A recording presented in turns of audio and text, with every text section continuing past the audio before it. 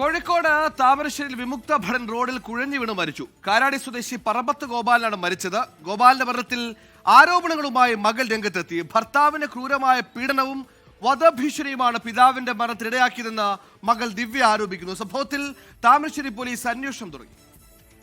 താമരശ്ശേരി കാരാടിയിൽ വിമുക്തഭടൻ റോഡിൽ കുഴഞ്ഞു വീണ് മരിച്ച സംഭവത്തിൽ മരുമകനെതിരെ ഗുരുതര ആരോപണമുയർത്തുകയാണ് കുടുംബം.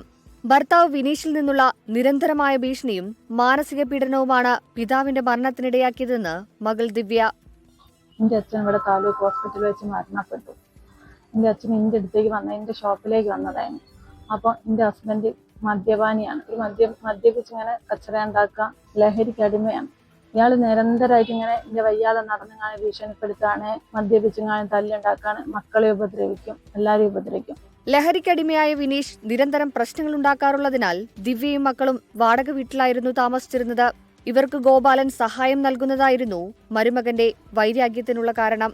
മരിക്കുന്നതിന് തൊട്ടുമുൻപ് താമരശ്ശേരിയിലുള്ള മകളുടെ സ്ഥാപനത്തിലെത്തിയ ഗോപാലനെ വിനീഷ് പരസ്യമായി വധഭീഷണി മുഴക്കിയിരുന്നു. സംഭവം സുഹൃത്തിനോട് പങ്കുവയ്ക്കുന്നതിനിടയിലാണ് ഗോപാലൻ റോഡിൽ തളർന്നു വീണത്.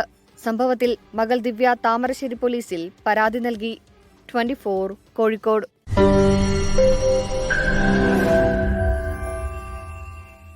ലോകത്തെവിടെയായാലും ഏത് സമയത്തും 24 വാർത്തകളും ഓഗ്മെന്റഡ് റിയാലിറ്റി പാക്കേജുകളും എക്സ്പ്ലെയിനറുകളും വിശദമായി കാണാൻ ഞങ്ങളുടെ യൂട്യൂബ് ചാനൽ നിങ്ങൾക്ക് സബ്സ്ക്രൈബ് ചെയ്യാം.